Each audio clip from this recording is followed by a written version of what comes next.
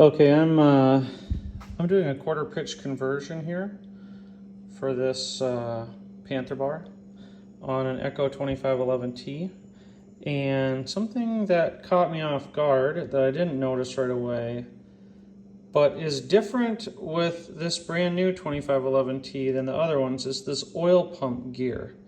It's this little worm gear that sits right on here like this.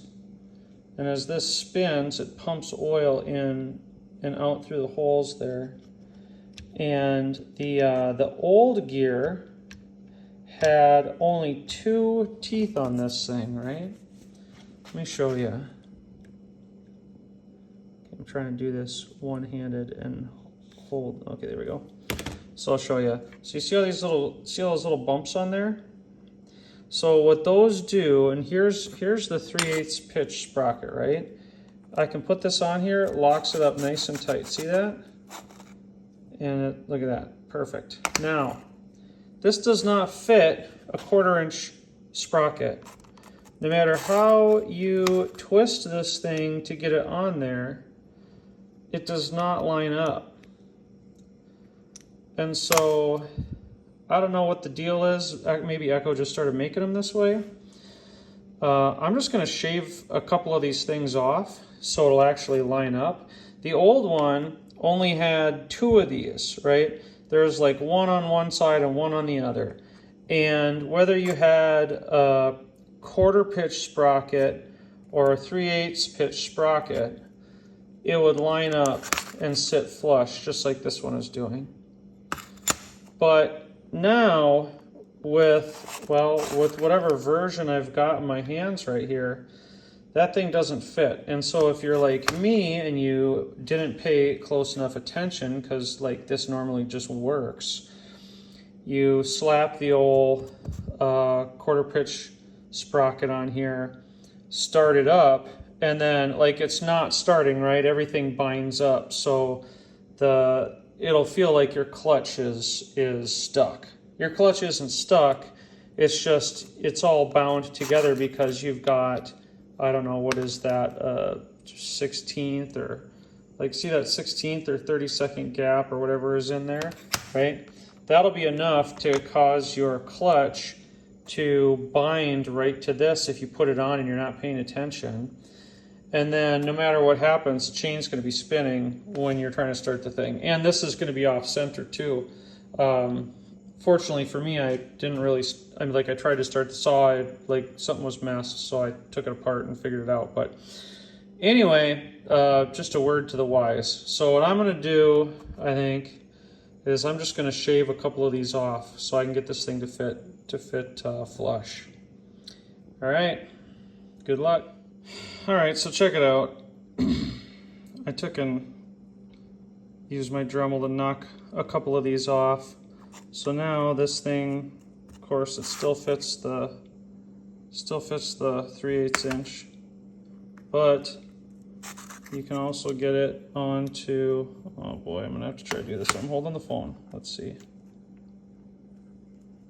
Yeah, you can also get it on.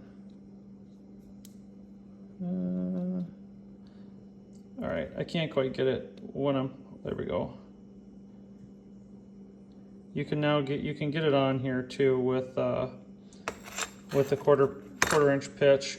The smallest number I was able to get this down to is 3. So, you know, I had to whack off I think 4 of these things, which is kind of a hassle.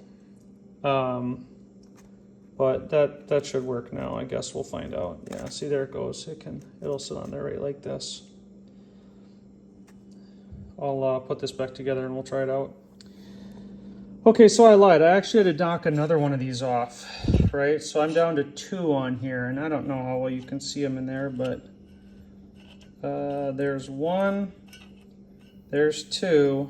What I'll probably do is I'm going to order another one of these that has just like the old version where it just had 2 of those little points on it. And then I'll just use that. But until then, I'll go with this, and it should be fine. But once this is working, you can check because your sprocket will float and it won't catch on your clutch. And so I'll put this back together and start it and see if it works.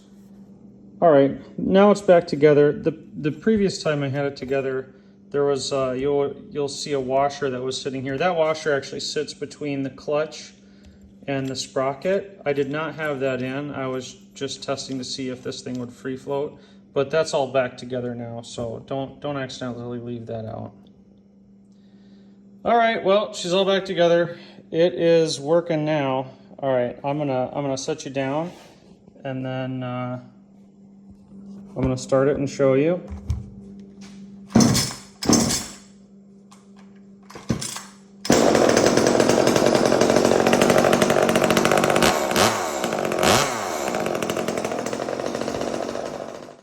All right, well, that is all fixed. I think that'll hold okay. The old oil pump in there only had two little points on it too. So anyway, it should be fine. Like I said, I'm gonna order another one, but if you run into that problem, that's what you can do to fix it. Bye. One more thing. I did check to see that it was oiling, by the way. I don't know if you can see this this purple line right there. That was my oil test. So I actually hate this purple bar oil because it stains everything. It stinks and it tastes terrible when you're cutting over your head and if you get saw chips in your mouth. But for testing to see if your bar is oiling, it's great. So there you go.